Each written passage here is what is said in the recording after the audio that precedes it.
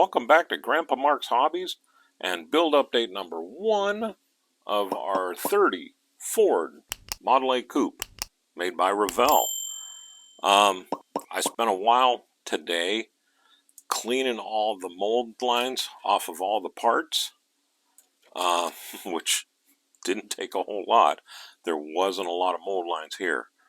I also got this thing prepped for lighting. So let me move the guys out of here and let me talk you through what my plans are, because it's kind of off the wall how I wanted to do this. And I think everybody can do it this way if you wanted to. It's very simple to do. The one thing that threw me with this kit is it got these bucket seats and this for the interior frame. Wide open, shows everything. So I couldn't just throw a T-light in there like I did in my 32 or my 29.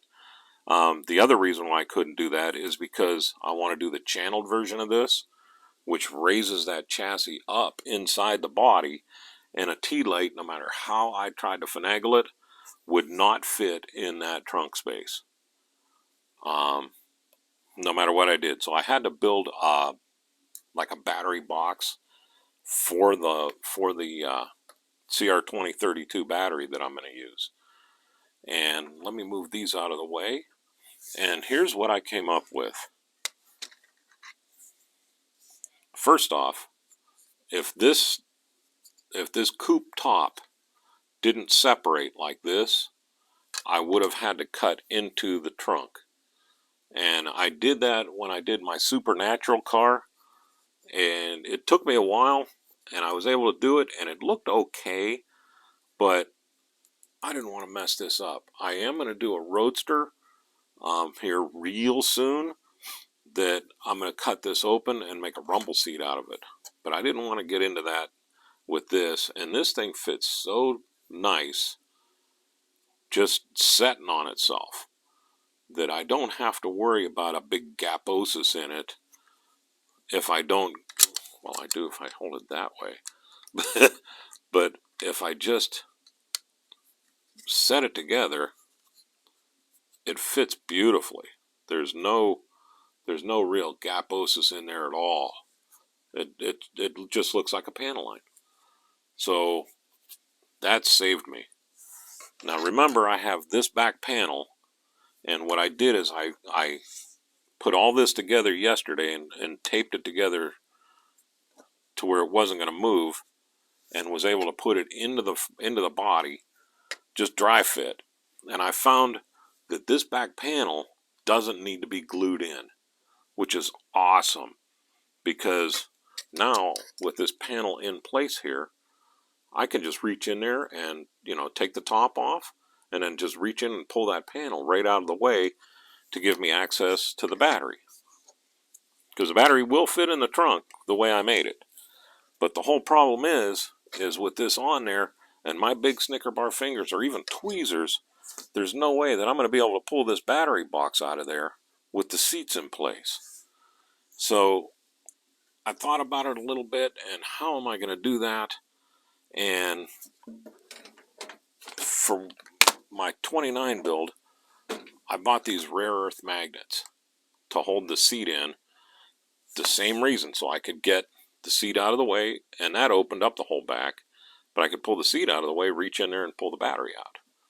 So I thought, yeah, I'll do that again.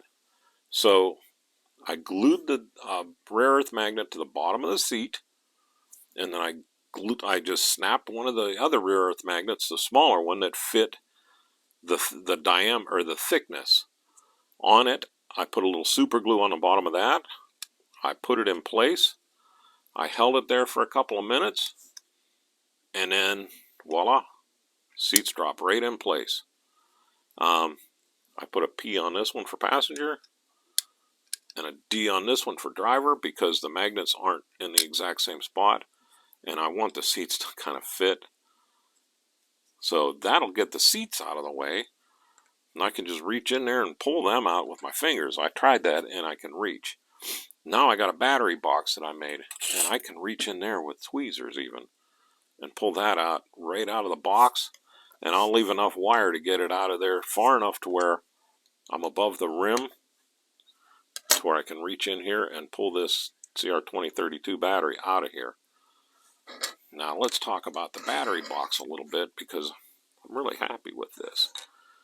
What I did is I took some evergreen styrene that I had in my box from when I built one of my ships and a little backer piece, and I cut them an inch wide, or 7/8 of an inch wide, which hides the battery side to side.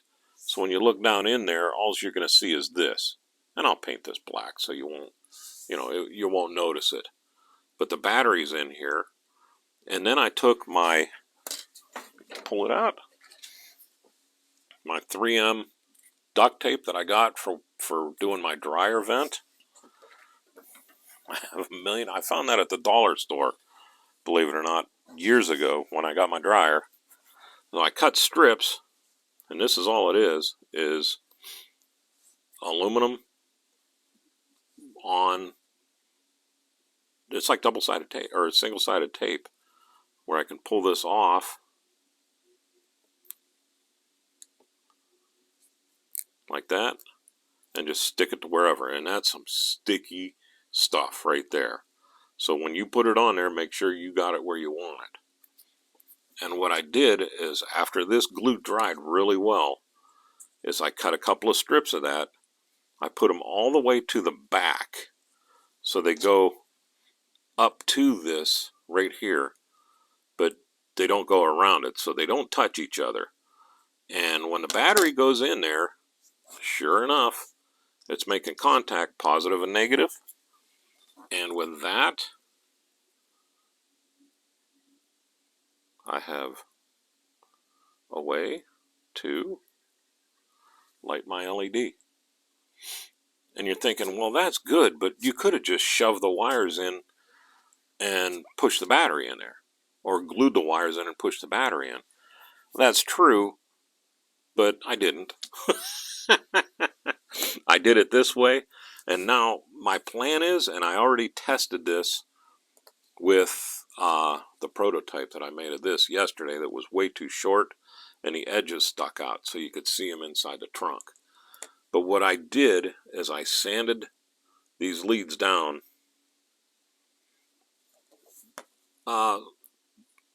maybe 3/4 of an inch so that the leads stuck out that far. They stuck out that far off of it, about a good 1/4 inch. And I bent it up at a 90. I set it on there. I took another piece of this foil tape and I taped it to the foil tape. And this sticky, stinking stuff was enough to make contact between this tape and that wire to where I made good contact. I don't need to solder anything. And then I took that 1/4 inch piece that I had bent at a 90 and I folded it all the way over the top on there so it can't just pull out. The wire itself locked everything in. So now I got a good battery box with good contact that I can put inside this thing and light those lights. Just like that. Now, what I was afraid of is, since I only used one battery on here, or one magnet on here, and I just glued the other one flush, that with this in place, it could twist. And I was afraid it would twist and go through one of these holes and kind of lock up to where I wouldn't be able to pull this out to access the battery panel without tearing everything up. So I just took the same sprue that I used for the back of this, which it fit perfect, and I'm sorry I don't have sizes or anything. I'm using what I had to make it work. But I made guides in here, and I just glued them onto the body or onto the chassis. They're not going to go anywhere. They're nice and tight. I use my Tamiya's thin cement And now when I put that in there, it can't twist side to side, and that battery, or that rare earth magnet, is strong enough to hold that thing in place. So the next plan I have is I'm going to drill a hole through the back here, and I'll run the wires from the lights down through, up through that hole, come around, I'll make contact with this. I'll use this as the switch just because I'll pull the battery out, it'll turn it off. When I want the lights on, I can just shove the battery in, and I'm on, and then I don't have to worry about leaving that light on all the time, and finally the battery dying, and then oozing or off-gassing or doing something weird while I'm not around. So when I'm around, I can just put the battery in when I want to show it off. I'll have the wire sticking out far enough to where I can pull it out this far, put the battery in, set it down, pop it into place, lights will be on, and we are good to go. And then I can just pull this back out, pop it out, and the lights are out. I can put that back in there, and everything's good. So that's where I am right now. I got all the mold lines cleared off of all the other stuff, so I'm about ready to go to the paint booth. And it's not going to be tonight. I am done down here tonight. But I'm really happy with what I got done. I love that. You can't really mess that up. They sit in there. I gotta go online and figure out what color I'm gonna paint these. I think I'm gonna paint them my khaki drab, which is XF51. I think I'm gonna paint them just to kind of give it that military look to it. I'm either going to use this or the other closest thing I have to it, because I don't have a lot of greens. I never did a whole lot of armor stuff or the old airplanes either. I might use my khaki color. So we'll see. These I'm just going to paint the flat black, or I'm sorry, semi-gloss black, and then I'll touch up where all the metal is. This on the inside, I'll paint the semi-gloss black. On the outside, I don't know where we're going yet. I don't know if I want to do a rat rod where it's like a flat or a semi-gloss paint, or if I want to do something really cool like my titanium silver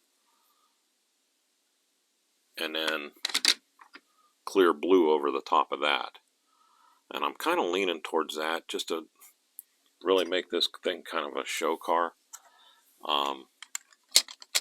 Let me know what you think. If you'd want to see it as a rat rod or something really stand out and say, hey, come look at me.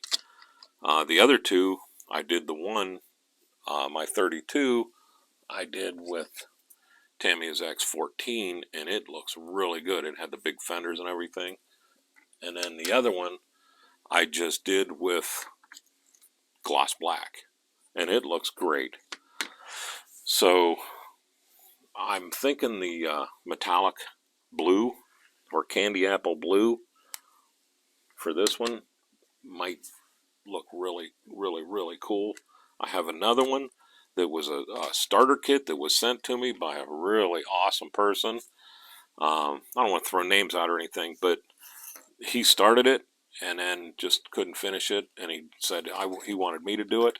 And that one was started out to be like a darker red, and I'm going to strip everything down and I'm going to paint it red so that it is the same color as what it was, or kind of the same as where it was going, but I'm going to use X7 on that one.